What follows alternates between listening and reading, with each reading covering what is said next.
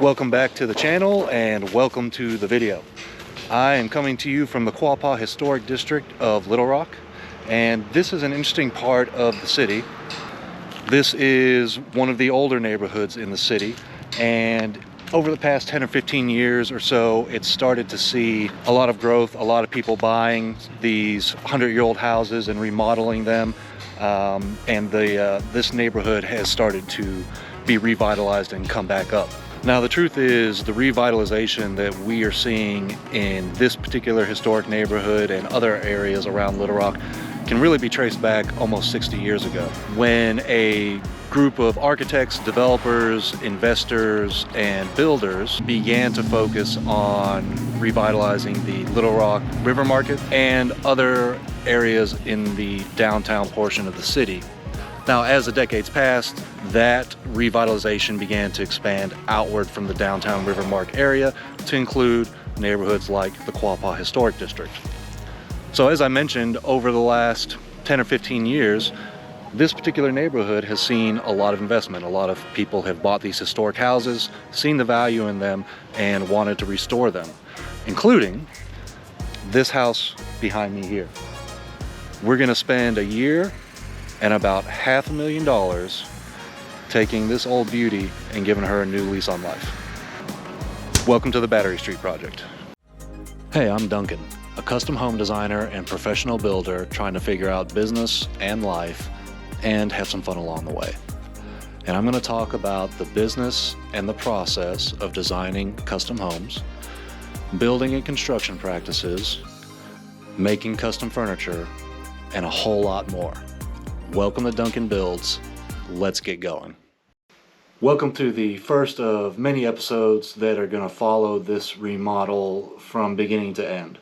But I do want to give a disclaimer. This is not going to be a detailed how-to for a historic remodel. I'm not going to show you soaking original hardware in Coke to strip paint off of it or anything like that. What this is an overview of the project from start to finish, from my perspective as the contractor that is managing the project. And we are going to talk about, from a 30,000 view height, the details of what goes into a project like this. So this is probably going to be more interesting to someone who has thinking about or has always considered owning and remodeling a historic home, but has no idea what to expect if they were to undertake such a project. This is going to give you an insight into the sorts of things that you encounter doing a historic remodel of this nature. This will also give you some insight into things that I consider and think about as a contractor. And I'm going to show you hiccups and speed bumps that we come across along the way, as well as cool discoveries and interesting things that we're able to do throughout the project. And this is going to be probably an 8 to 10 episode mini-series in which we will go through the various stages. So in this first episode, we're going to talk about all the work that has to happen before you actually start construction. So we're going to talk about designing the remodel, we're going to talk about financing the remodel, we're going to talk about pulling permits, and we're going to talk about some interesting state and federal programs that may be available in your area as well that help to finance the actual construction project itself.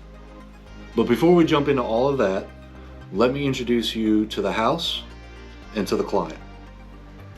This home is what is considered a gabled craftsman style home. It was built in 1905 and was originally known as the Sarah Perry House. Now, this property was purchased for $60,000 cash by our lovely clients, the Wadsworth family, in October of 2021. We had actually been working with the Wadsworth family for a couple months prior to that, as they were living out of state and were interested in buying an investment property in Little Rock. Now, let's take a look at the house as it was when we started the project. I'm going to show you some before photos that demonstrate the general shape of the home. Now, I can't confirm this, but it does appear to have been vacant for some period of time. There were broken windows, there was evidence of a leaky roof, And the home clearly had not been given any sort of update or TLC for a number of years. And in addition to all of those things, none of the MEP systems were anywhere near up to current code. So all of the electrical, all of the plumbing, and all of the HVAC systems were going to have to be completely redone. And with these walls being plaster and lath, the only way to do that in a cost-effective manner is to completely strip the entire house down to the studs so that you've got room to work. So with the house fully purchased, the next step in the process was to design the remodel. The first step in developing a set of construction documents for a remodel is a site visit to capture accurate measurements as well as to assess the current state of the property. Now there's a number of ways to capture these measurements. You can do an old-fashioned tape measure. There's a variety of laser configurations that are available. Or you can use my personal favorite, a LiDAR scan, which while is not necessarily 100% accurate measurement-wise, does save a lot of time and effort in generating the initial design documents. Oftentimes when a client purchases a home, there is a home inspection that is a part of that process, and that will call out some of the issues with the structure of the home that need to be addressed. But while doing a site visit and gathering your as-built measurements, this is also a good time to evaluate the home and get eyes on the situation and see what's going on with it. There are a number of things that you can look for that you will need to account for in estimating the project cost. With the Battery Street project, there are a couple things that were immediately noticeable upon inspection. For example, the rear section of the home was at one point a porch that was enclosed, and you can see with these pictures in the master closet that the way they enclosed it is nowhere near up to code. There's no exterior sheathing. It's basically a 2x4 structure with no foundation below it. They just ran the vinyl siding across the exterior, and on the interior they finished it with some pressboard. There's no way any of that's going to pass code. In addition to that, there's odd dead spaces between the existing primary closet and the only bathroom on the first floor, and you can see there's a electrical junction box enclosed within that dead space, as well as some apparent windows that were enclosed behind the vinyl siding and interior finishes. And most troubling of all, the foundation on the south side of the home has experienced significant blowout, and that is telltale of settling and other foundation issues that are going to need to be addressed to bring this house up to code. But with this basic information captured and a good set of plans to start building off of, we can now dig into the remodel. And as you can see here, we have reconfigured the rear of the home to create a true primary bathroom, including walk-in shower and freestanding tub. We've also created his and hers closets on either side of the primary bedroom, and we've added an additional half bath to the first floor that is located centrally to the home and accessible to the entertaining spaces. Then if you move up to the second floor, we've left the configuration as it was, but added an additional bathroom by reclaiming some of the attic space above the entry foyer and the living room. And this bathroom will serve as a Jack and Jill to the two bedrooms that are street facing. And then you can see we've also developed a furniture plan, a lighting schedule, and worked into the details of the construction project. So you can see the elevations. Here you can see the spec sheet for the kitchen, including some of the renders for what it can look like. Moving on to the laundry / mudroom located at the rear of the home, and also the proposed half bath. You can see we've turned the old laundry room into a more multifunctional space, including a sink, full washer and dryer, a hanging bar for clothes, some open cubbies for storage, and opposite of that, a mudroom including drawers and hanging hooks. And here you can see the design for the new primary bathroom. We've included a skylight centered over the freestanding tub. We've also revealed the windows that were hidden behind walls previously. Because of the historic oversight on this project, any elements like that have to be preserved. So the windows have to go back, even though in a perfect world we might do something different. And because those windows have to go back, that dictates the orientation of the room to some degree. But as you can see, we've recessed the walk-in shower below the stair landing to optimize use of that space. And we've got room for a double vanity and some decorative floating shelves and perhaps a full height mirror on the one side, as shown in the renders. And then here we have the spec sheets for the upstairs bathrooms. Here on the top you can see the hall bathroom. The layout of the hall bathroom has remained the same as the original home. However, we've made better use of the space with some cabinetry.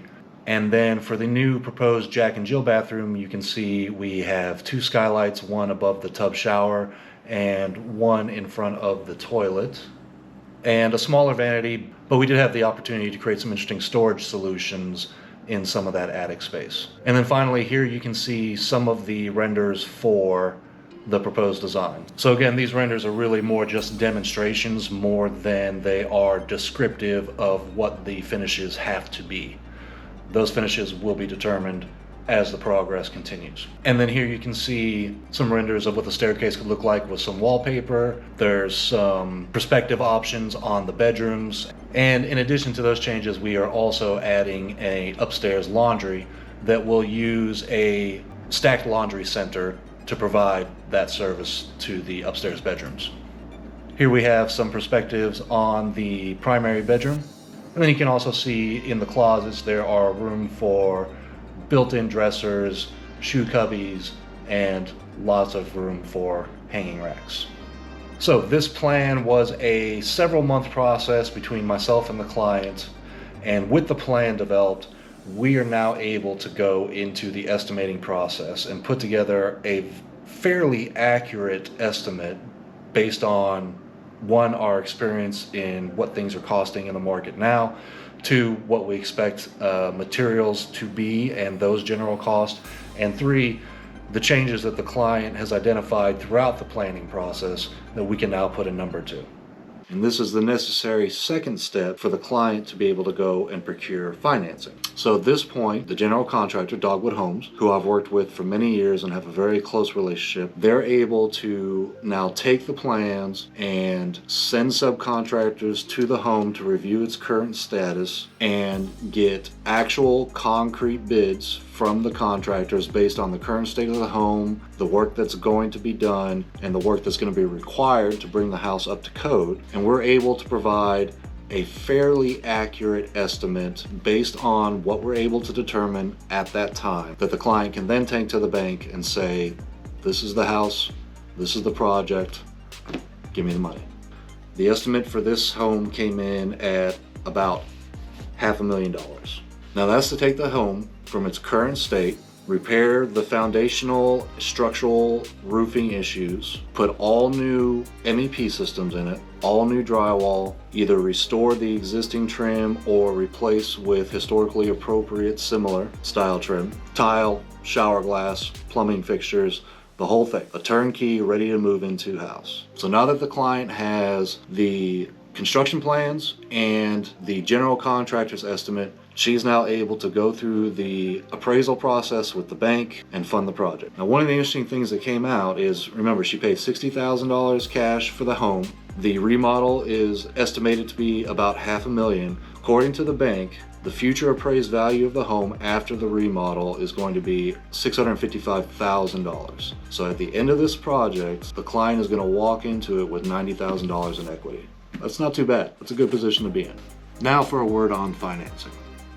There are a number of loan programs that are available that may be better suited to your individual needs depending on your part of the country, the scope of your project, etc. There are commercial loans, there are personal loans. In the last 18 to 24 months, new loan programs specifically tailored to real estate investment have been brought onto the market. And there's a lot of information out there. I'm not going to try to dig into it now. I'm not a loan officer, I just build stuff. But what I can tell you is that in this particular case, the Wadsworths and many of our previous clients used a specific loan program provided by the Bank of England in Arkansas called the 203K program. And there's a number of interesting things about this particular loan, but in short, what it allows is the purchase and the remodel of the home to be financed, for the client to get, and I'm a little fuzzy on the numbers, I think it's 93% of the future appraised value of the home. And then at the end of the project, that loan is converted into a traditional mortgage. Now there's a lot of detail that goes into that. Again, I'm not up to speed on the details from the client's point of view or from the bank's point of view, but as a contractor, I can say we have done maybe a dozen projects with this particular bank and this particular loan program, and many of our clients have found it useful. So if you're considering a project like this, absolutely talk to your bank, talk to other local banks, talk to your contractor and find out what banks have financed previous projects, and make sure that you really do your research, because there can be a big difference in fees and interest rates depending on the type of loan that you choose, as well as a big difference in how much funding or what percentage of the project you can get funded, depending on the type of loan that you choose. Now, in conjunction with the client pursuing financing, it was now time for us as the construction team to pursue permitting and oversight permissions. Anytime you undertake a project like this, there are a number of various authorities and entities that you're going to have to satisfy throughout the process. Of course, you have to satisfy the client, not only with your design, but also with your budget and with the quality of work and the speed that work progresses. And the client is number one, always. But you also have to satisfy your city's planning department, permit department, or whoever it is that provides authority and inspections over construction projects.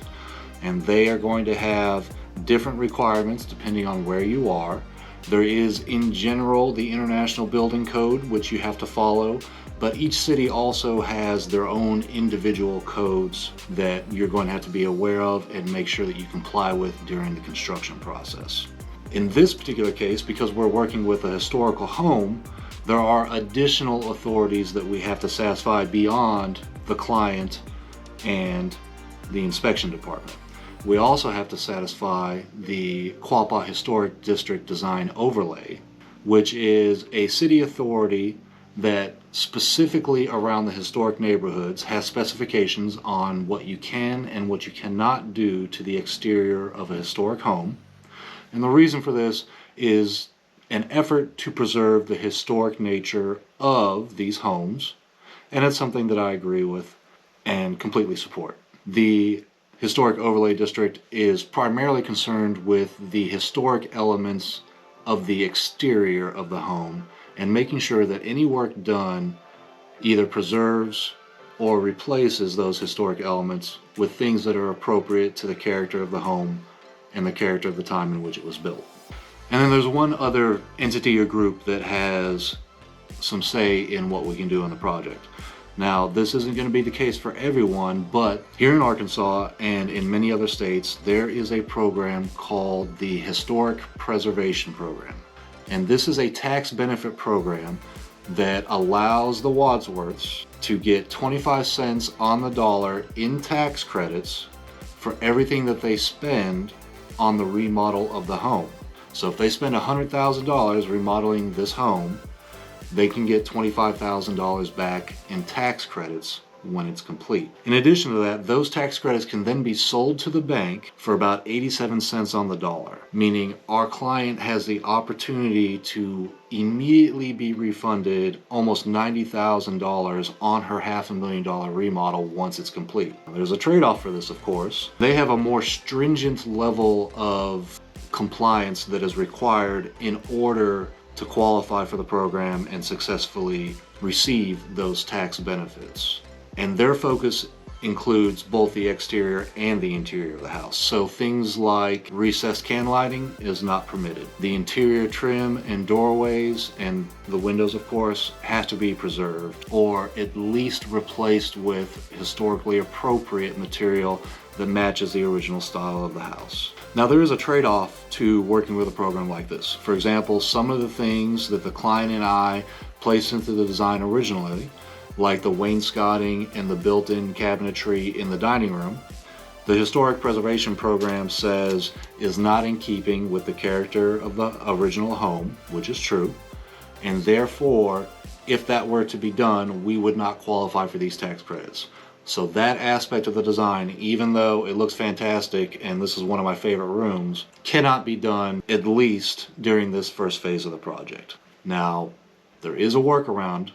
You complete the project in accordance with what the preservation program requires, and once they have signed off on the project, you can do a phase 2 where you add in those elements that would not have been approved. But obviously, that additional work would not qualify for any sort of tax credit. So when you encounter obstacles like this during the planning and permission stage, always know that oftentimes there is a solution, but sometimes you have to think a little bit outside the box, and sometimes it may come with a slightly higher price tag because you're having to repeat some of the work after the fact. So while the Wadsworths were going through the financing stages on their part, we were navigating these issues with the city planning department, with the overlay district, and with the preservation program, and then fine-tuning our scope and our plans to make sure that all of these entities were going to be satisfied and that our client was going to be able to get as much out of the remodel as she possibly could,